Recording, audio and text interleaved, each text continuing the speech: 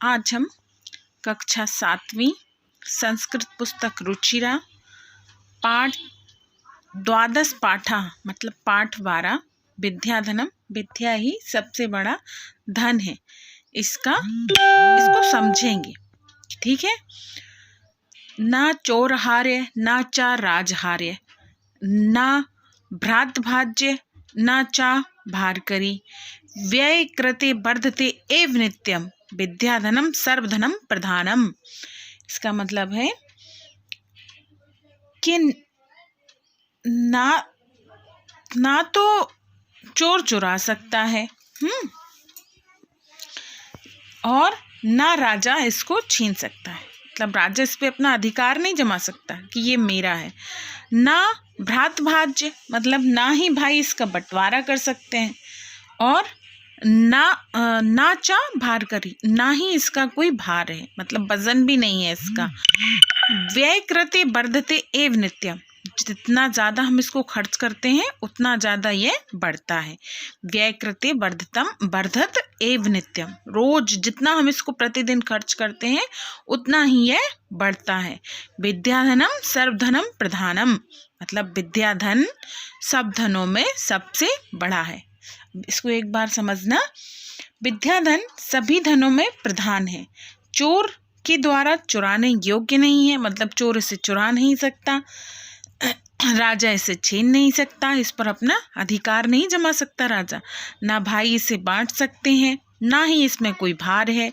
प्रतिदिन खर्च करने पर यह प्रतिदिन बढ़ता है, और विद्याधन सब धनों में प्रधान है। अब दूसरा देखना है, पहला तो समझ में आ गया होगा, ठीक है।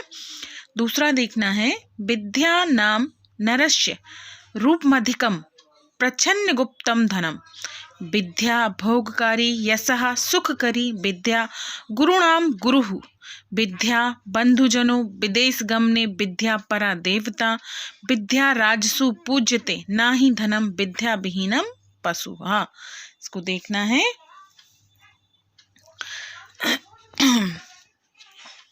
ये जो मैं आप लोगों को इस लोगों की संस्कृत पढ़ के बताती हूँ, तो जब आप इस वीडियो को देखते हैं तो एक बार संस्कृत पढ़ के देखा करिए, इससे संस्कृत आपकी अच्छी हो जाएगी। ठीक है। इसका अर्थ है विद्या नामक जो धन है, विद्या नाम नरस्य, मतलब जिसके पास विद्या नामक धन है, मनुष्य अधिक सौंदर्य प्रिय होता है।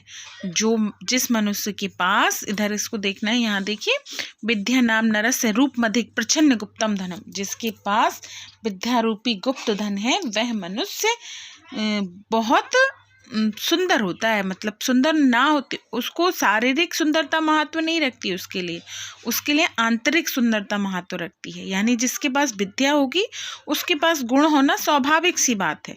तो ये बोल रहे हैं विद्या नाम नरस रूपमधिक प्रच्छन्न गुप्तम धनम, ये जिसके पास विद्या नामक सौंदर्य है वह मनुष्य सबसे अधिक सुंदर है। यह गुप्त से भी गुप्त धन है, प्रच्छन्न गुप्तम धनम, मतलब गुप्त से भी गुप्त, इसे कोई छीन नहीं सकता। हमारे अंदर झांक कर या मैं तुम्हारे अंदर झांक कर ये देख नहीं सकती कि तुम कितने गुणी हो, बस तुम्हारा व्यवहार, तुम्हारे लक्षण, तुम्हारा एक दूसरे से बात करने का तरीका ये बताएगा कि तुम कितने गुणी हो। ठीक है, कितने विद्या को तुमने ग्रहण किया। विद्या का मतलब सिर्फ डिग्रियां नहीं होती कि हम कहें कि हमने ये पढ़ा है वो पढ़ा है, हम इतनी सारी डिग्रियां रख के बैठे हैं। डिग्रियों का कोई मोल नहीं होता है, विद्या बात अलग होती है। जब हमें विद्या आती है तो उसके साथ साथ हमें झुकना भी आता है। हम जितना अधिक झुकेंगे उतना अधिक हमें पता चलेगा कि हम कितने गुणी हैं। विद्या भोग करी यश सुख करी, विद्या गुरुणाम गुरु, इसका अर्थ है कि विद्या भोगों को देने वाली है, विद्या भोगों को देने वाली है, यश व सुख को प्रदान करने वाली है। विद्या गुरुओं की भी गुरु होती है। ये क्या है? विद्या भोग करी, मतलब विद्या भोग देने वाली है, यश देने वाली है, सुखकारी है, और विद्या गुरुओं की भी गुरु है।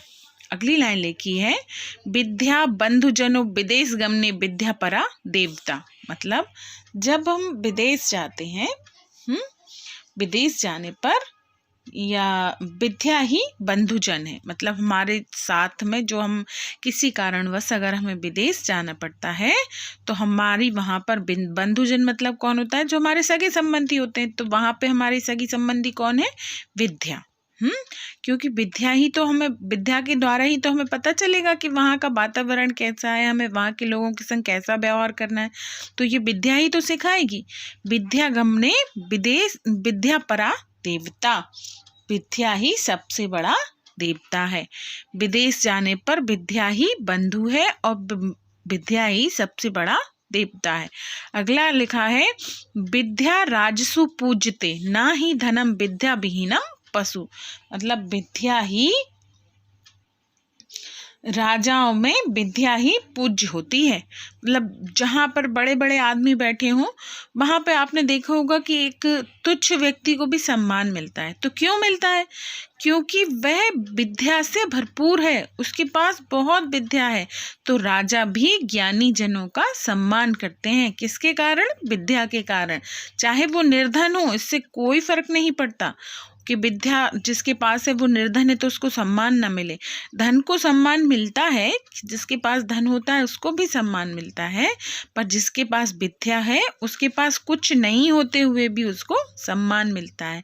विद्या विहीन पशु, मतलब जिसके पास विद्या नहीं है वह मनुष्य पशु के समान है। अगला लिखना है, पढ़ना है, केउरा चा विभूष्यति पुरुषाम हारा न रजो चंद्रोज्ज्वला न स्नानम न विलेपम न कुसुम नालंकृता मूर्धजा वाणिकरा सम अलंकरोति पुरुषम या संस्कृता धार्यते क्षीरम खिलेन भूषणानि संतत बागभूषणम भूषणम। इसका अर्थ है मनुष्य को ना तो बाजूबंद मतलब बाजू में पहने जाने वाला एक आभूषण कह लें, बाजू में पहने जाने वाले आभूषण को बाजूबंद बोलते हैं। ना तो मनुष्य को ना तो बाजूबंद, ना चंद्र के समान उज्जवल हार, ना स्नान, ना सुगंधित द्रव्य, ना पुष्प और ना सजाए हुए बाल सुशोभित करते हैं। मतलब इतनी चीज़ों में से कोई भी चीज़ मनुष्य को सुशोभित नहीं करती, मतलब सुंदर नहीं बनाती है। एकमात्र वाणी संस्कारों से युक्त धारण की गई हो। वाणी अर्थात बोलने का तरीका, किसके साथ कैसा व्यवहार करना है, बड़ों के साथ कैसा सम्मान पूर्वक व्यवहार करना है, छोटों को प्यार देना है, बराबर वालों के साथ मैत्री भाव रखना है। तो ये जिसको पता होगा वही पुरुष महान है, जिसको ये पता है कि किसके साथ कैसा व्यवहार करना है। एकमात्र वाणी संस्कारों से युक्त धारण की गई व्यक्ति को अच्छी तरह सुशोभित करती है, मतलब उसे सजाती है, उसका सम्मान बढ़ाती है। कौन, वाणी। कैसी वाणी, संस्कारों से युक्त वाणी। यही वाणी हमें एक श्रेष्ठ मनुष्य बनाती है। सभी आभूषण नष्ट हो जाते हैं परंतु वाणी रूपी आभूषण शाश्वत है। शाश्वत मतलब कभी नष्ट नहीं होता, वाणी रूपी आभूषण कभी नष्ट नहीं होता।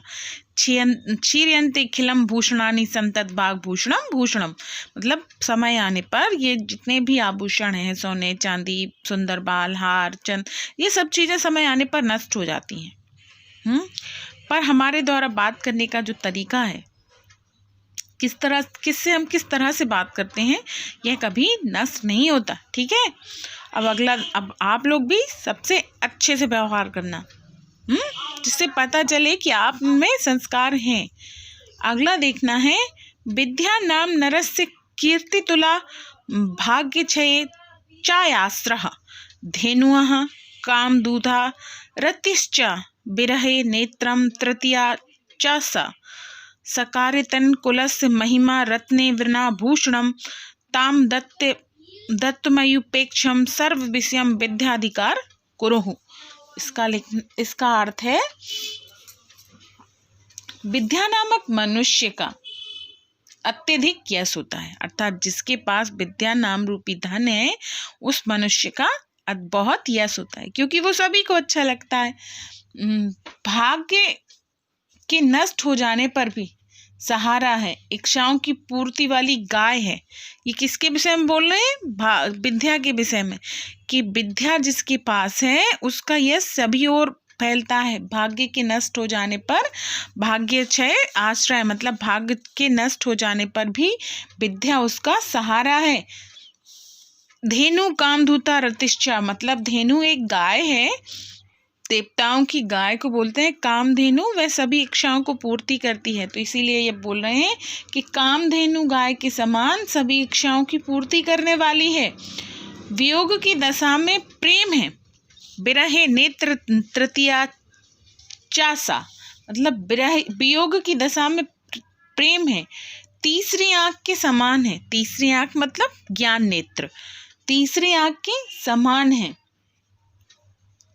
आगे लिखा है सत्कार्यतन कुलस्य मतलब संस्कार सम्मान का निवास है, कुल की महिमा है। सत्कार्यतन मतलब संस्कारों का निवास है, कुलस्य महिमा कुल की महिमा है। रत्नी विरा भूषणम रत्नों बिना रत्नों का आभूषण है, मतलब जिसमें कोई रत्न नहीं है फिर भी आभूषण है। इस तस्मात् तमुपेक्ष्य इसीलिए अन्य सभी विषयों को छोड़कर विद्या का अधिकार करें। सर्वे विषय विद्या अधिकार कुरुः मतलब सभी विषयों को छोड़कर विद्या का अधिकार करें। विद्या क्या क्या है? विद्या मनुष्य को यश दिलाती है, भाग्य के नष्ट हो जाने पर सहारा है, इच्छाओं को पूर्ति करने वाली कामधेनु है, वियोग की दशा में प्रेम है, तीसरी आंख के समान है, सम्मान का निवास है, कुल की महिमा है और बिना रत्नों का आभूषण है। इसीलिए अन्य सभी विषयों को छोड़कर विद्या का अधिकार करें। Okay, bye.